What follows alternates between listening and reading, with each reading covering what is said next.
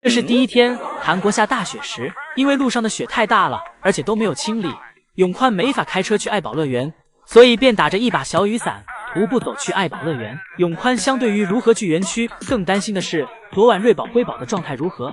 永宽表示，要是知道能下这么大的雪，自己昨晚就不回家了，留在园区陪瑞宝辉宝好了。看着这条路上这几条脚印，说明今天没几个人出门上班，但永宽一步一个脚印走的是这般坚毅。来到园区后，姐妹俩状态还不错，虽然外面大雪飞扬，但是瑞宝辉宝这里温暖如春。永宽拿着一根竹竿，让瑞宝辉宝出体验体检的感觉。姐妹俩一个比一个认真，抢着将头钻进体检台的空间里，但是放错了部位，应该放手的地方，姐妹俩却将自己嘴巴放了出来，是因为这样可以离小零食更近一点。一会儿永宽出门打扫室外园区的雪，辉宝这里频繁来到通道门口，示意自己想要去室外园区玩。永宽不断讲解着大道理，表示辉宝不能出来。最后辉宝真的离开了，当然并不是因为辉宝听懂了，而是被永宽的碎嘴子念叨跑的。辉宝表示碎碎念念的听得我脑壳疼。虽然不能去室外，但永宽给姐妹俩送来了胡萝卜。吃到胡萝卜的辉宝虽然去不了室外，但有了胡萝卜也很知足了。宝这里的一家三口今天谁也没有给爷爷添麻烦，但爷爷却反给瑞宝辉宝添麻烦。宝家的熊和宝家的饲养员真是轮番给对方整活。就在瑞宝将要进入通道里时，门突然关上了，辉宝紧跟其后。面对突然关上的门，姐妹俩一脸茫然。辉宝走上前，不断用小手扒拉着爷爷的门。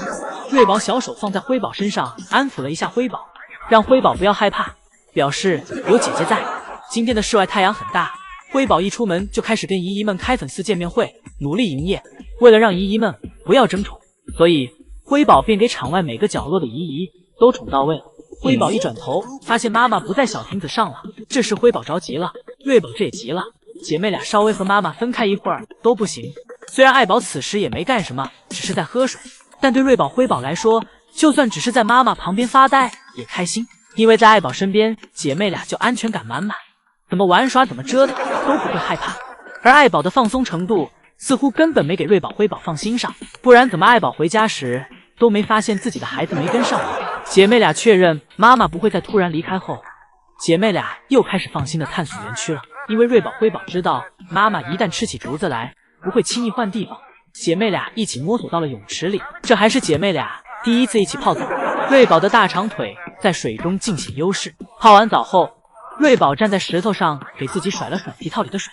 刚好爱宝这时也吃饱了，爱宝带着他这俩小跟班往家走去。姐妹俩回家路上还不忘再折腾一番。由于姐妹俩在后面磨磨蹭蹭走到通道门时，门就已经关上了，里面这时一定是老宋头，因为只有老宋头才能干得出这么幼稚的事情。老宋头也害怕姐妹俩产生小情绪，没一会儿就给通道门再次打开了。除了宝家园区这边，爱宝乐园其他景点几乎都没人，工作人员也都在忙碌着清理自己门前的雪，只有宝家这边游客仍是排队状态。爱宝乐园之所以能红火到现在，宝家成员占 99% 的因素，老宋头和江爷爷各占 0.5%。宝家今天一天都在室内，饲养员们一边收拾着室外园区的同时，一边也要忙碌着宝家的室内园区。昨天是宝家成员的运动量超标，今天是饲养员们的运动量超标。昨天瑞宝辉宝玩得太累了，今天瑞宝辉宝在室内园区睡了一天。爱宝这里感觉自己今天除了吃就是睡，着实有点无聊了，甚至吵着让奶爸给自己开门，让自己回家走2步。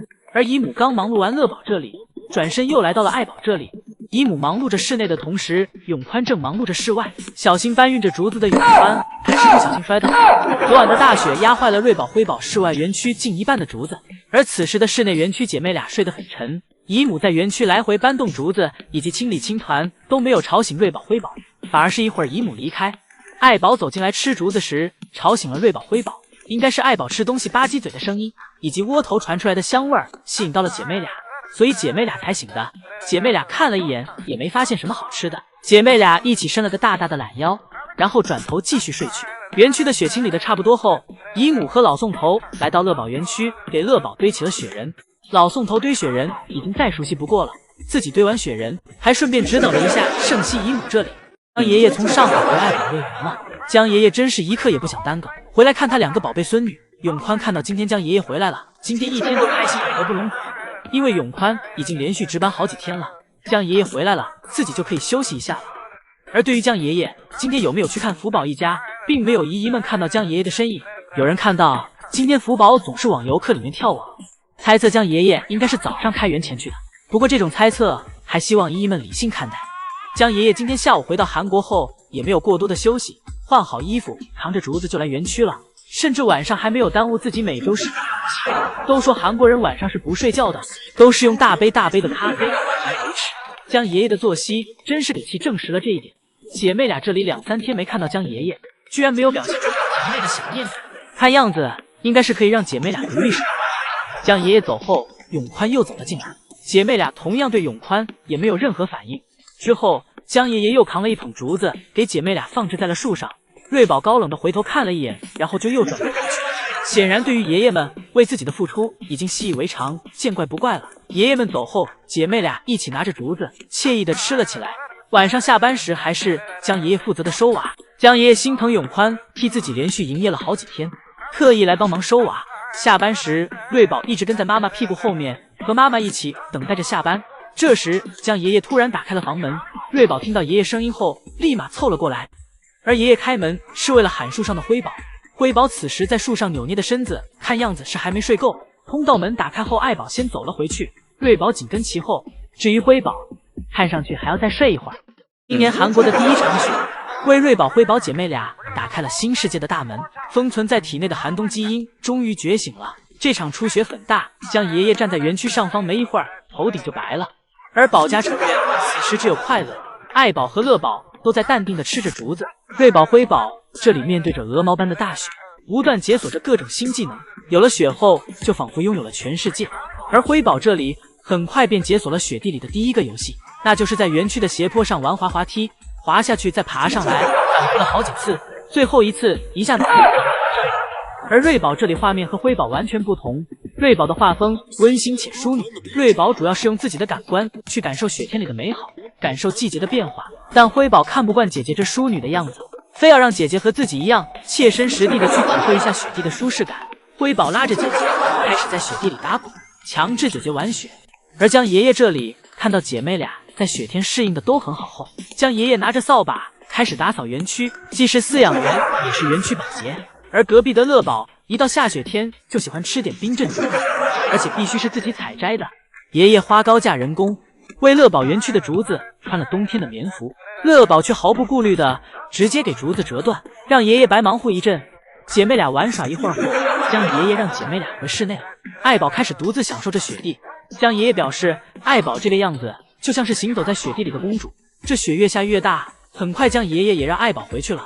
姐妹俩回室内后，心情仍是无法平静，因为雪地实在是太好玩了，这从未有过的体验让姐妹俩都不困了。宝家都回室内了，江爷爷这里还没打扫完，独自清理着熊猫世界的游客观景区，防止大雪阻挡住姨姨们看瑞宝、辉宝。果然人多了就容易分不清谁是谁，爱宝又揍错人了。早上一出门，瑞宝的反骨就上来了，追在爱宝屁股后面，不断的咬妈妈，一会儿咬妈妈的脚丫，一会儿咬妈妈的后背。瑞宝此时还没有触发爱宝生气的点，所以爱宝对瑞宝的小动作并没有在意。爱宝走到通道门口，发现门没开，转身又走了回去。而跟在身后的瑞宝走得太急，左脚右脚绊倒，导致自己吓了爱宝一跳。爱宝转头看了一眼瑞宝这个倒霉样子，但却转头生气的给了辉宝一巴掌。辉宝无辜躺枪。辉宝表示，虽然自己和姐姐长得很像，但本质上自己和姐姐是两个人。人在生气的时候，一定不要去凑热闹，容易被波及。熊也一样。一会儿，瑞宝又调皮的从坡上滚到了爱宝身边，爱宝一巴掌拍在瑞宝的脸上，这力气怕是有点大了，直接给瑞宝拍到了坡下。